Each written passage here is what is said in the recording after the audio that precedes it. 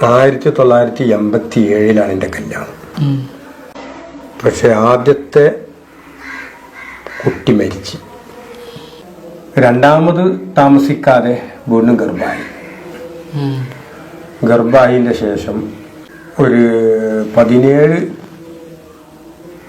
ദിവസം ആ കുട്ടി ജീവിച്ചത് മെഡിക്കൽ കോളേജിൽ നവജാത ശിശുക്കളുടെ അടിയിലാണ് കിടക്കുന്ന കുട്ടി. നവജാത ശിശു കുട്ടികളുണ്ടാവുമല്ലോ, തേയാതെ പ്രസവിക്കുന്ന 8ാം മാസത്തിൽ പ്രസവിച്ചിക്കണ്.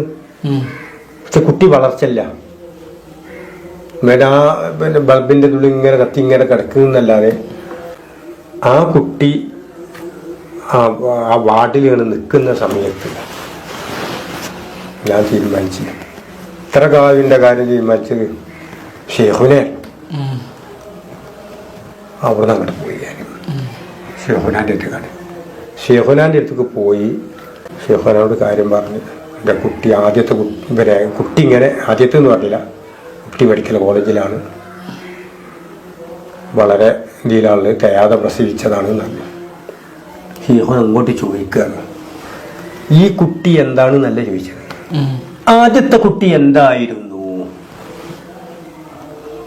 ചോദ്യം. ഫസ്റ്റത്തെ കുട്ടിയെ കുറിച്ച് നമ്മൾ പറഞ്ഞിട്ടില്ല. അല്ല, ഫസ്റ്റത്തെ കുട്ടിയാ ചോദിച്ചു. പക്ഷെ യുഗന്ന് ആദ്യത്തെ കുട്ടി എന്തായിരുന്നു കുട്ടിയെ കുറിച്ച് നമ്മൾ അങ്ങോട്ട് പറഞ്ഞിട്ടില്ല. ഇല്ല, അങ്ങോട്ട് പറഞ്ഞിട്ടില്ല.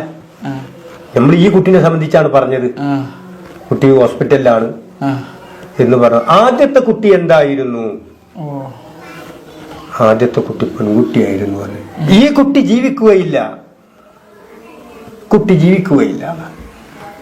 ഞാനത് കേട്ടപ്പോൾ തന്നെ, കാരണം നമ്മൾ കാണുമ്പോൾ തന്നെ കുട്ടീൻ്റെ വളരെ ഇതിലാണ് നമ്മൾ കാണുന്നത്. വരെ ഷെയ്ഖുനോടെ പറയുമ്പോൾ നമുക്കൊരു വേജാറും തോന്നുന്നില്ല. ഷെയ്ഖുനെയാണല്ലോ പറയുന്നത്.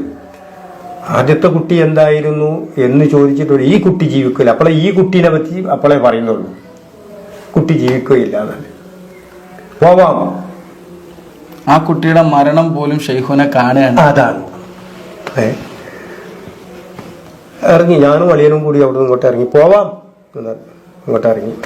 ഇങ്ങോട്ടെത്തി കുട്ടീൻ്റെ അരികത്തേക്ക് കുട്ടിക്ക് അസുഖം കൂടിയാണ്.